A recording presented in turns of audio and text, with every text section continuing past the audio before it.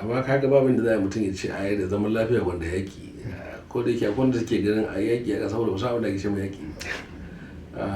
Da duk wanda ya san abin da ake ce ma yaƙi ba zai yi fatan ƙasar shi ta shiga cikin yaƙi ba.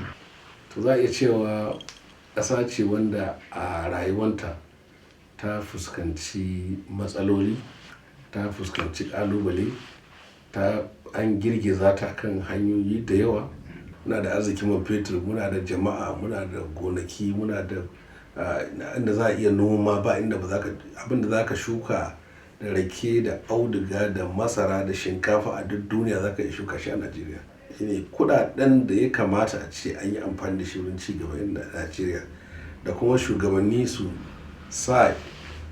yi amfani da ƙwaƙwalwarsu, tunaninsu, su san cewa za a samu mutane da yawa da ya kamata a ce kamun waɗannan mutane su a haife su an yi masu tanadin abubuwa da ya kamata a yi wanda ɗanta wannan.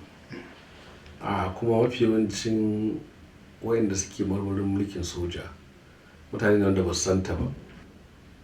Ko idan ka duba darajar kuɗin Saudiya shekaru 20 da suka wuce ya ƙara ɗan raguwa a kan na yanzu.